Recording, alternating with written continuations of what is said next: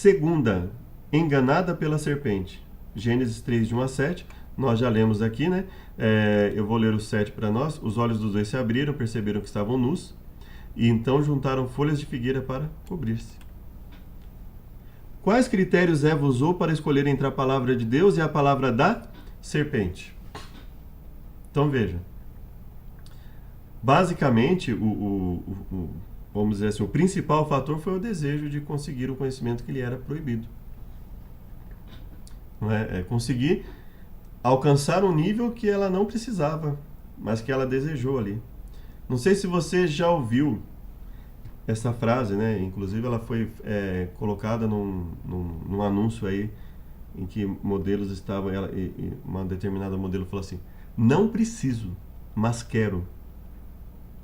Olha o perigo de nós cedermos à cultura. Não preciso, mas quero. Não importa se eu preciso ou não, eu quero e pronto. Já faça o que tu queres, faça o que você quer. Totalmente o oposto do que Deus ensina. Gênesis 3 é um exemplo claro da psicologia da tentação. Deus havia advertido Adão e Eva de que, se comessem do fruto proibido, morreriam. Assumindo a forma de serpente, Satanás usou várias estratégias retóricas para levar Eva a pecar. Primeiro, ele generalizou a proibição específica de Deus. Ele generalizou a proibição específica de Deus. Ao perguntar, é verdade que Deus disse, não comam do fruto de nenhuma árvore? Aí Eva contra-argumentou que a proibição se referia apenas àquela árvore. Satanás contradisse a declaração. Então, primeiro ele tenta confundir, generalizar, bagunçar na cabeça. E aí depois, quando não funciona, ele vai para uma segunda etapa. Ele contradiz o que Deus disse. A declaração afirmando categoricamente, é certo que vocês não morrerão. Então, por fim, Satanás acusou Deus de suprimir deliberadamente, ou seja, Satanás acusa Deus não apenas de mentir, mas de mentir por medo da reação dos seres. Como se ele estivesse manipulando tudo que estava acontecendo ali. Olha, isso aqui não é uma realidade, não é a realidade do que vocês vivem. Deus está colocando vocês aqui no mundo de fantasia, quando na verdade o que Deus concedeu para eles era a realidade. E o que Satanás estava planejando era a fantasia. Não sei se você já ouviu esse ditado. Acuse-os do que você é.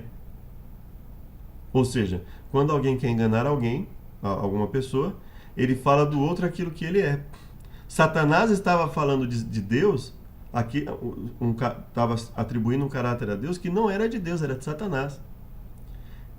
Ele estava invertendo as coisas, dizendo que Deus era mau e ele era bom, quando na verdade era o oposto.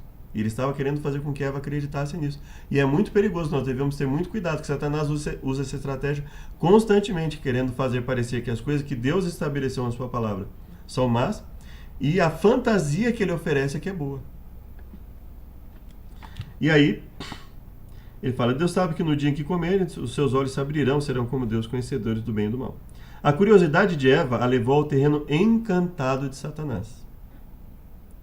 Um mundo de fantasias que ele pintou como se fosse uma realidade ali. Ela foi forçada a decidir se permaneceria fiel à ordem restritiva de Deus ou se cederia aos apelos sedutores de Satanás. Ela tinha que decidir ali, né? Ao duvidar da palavra divina, usou seus próprios sentidos, o método empírico, o da observação pessoal, para decidir entre duas declarações conflitantes. Podemos até dizer aqui que ela usou um falso método empírico, né? Porque ela não precisava fazer teste algum. Ela tinha, por um lado, Deus, que havia dado tudo que ela precisava ali. Ela tinha Adão, com quem ela poderia confirmar tudo o que aconteceu ali com ele, todos os benefícios que Deus deu. Por outro lado, ela tinha um ser que ela nunca tinha visto, ou se tivesse visto, assim, que ela não tinha absolutamente nada para dar a ênfase ao que ele estava falando. Ele comeu e não morreu, ótimo, mas e de tudo que Deus deu? O que aquele ser tinha dado de concreto para ela? Nada. Então veja que, mesmo empiricamente falando, mesmo em termos de experiência, foi totalmente falho o raciocínio de Eva. Por isso é totalmente injustificável. O pecado de Satanás é injustificável. O pecado de Adão e Eva é injustificável. A nossa vida longe de Deus, uma vida de rebeldia, é injustificável. Por isso nós somos indesculpáveis se não nos entregarmos ao poder de Deus para a transformação na nossa vida. Primeiro, ela viu que do ponto de vista dietético, a árvore era boa para se comer. Do ponto de vista estético, agradável aos olhos.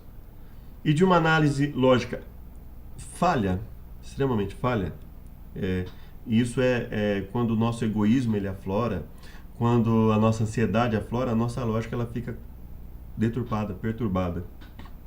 A árvore era desejável para dar entendimento. Portanto, do ponto de vista de Eva, por isso é perigoso essa questão de o meu ponto de vista, o seu ponto de vista não.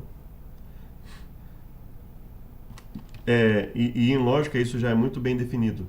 Duas afirmações completamente opostas, conflitantes, não podem ser corretas ao mesmo tempo. Ou seja, a afirmação de Deus de que se eles comessem, eles seriam punidos, e a afirmação de Satanás de que não aconteceria nada com eles, não poderiam ser corretas ao mesmo tempo. Um dos dois estava mentindo. Ela tinha todos os motivos para confiar em Deus. Ela tinha uma aparência de piedade, uma aparência de verdade nas falas de Satanás. E ela tinha uma verdade concreta no que Deus fez por Adão, no que Deus fez por ela, tudo que Deus concedeu ali. Mas o desejo de adquirir algo além é o que faz com que nós, seres humanos, geralmente caiamos. Alguns argumentam que todas as formas de conhecimento são válidas, desde que retenhamos o que é bom.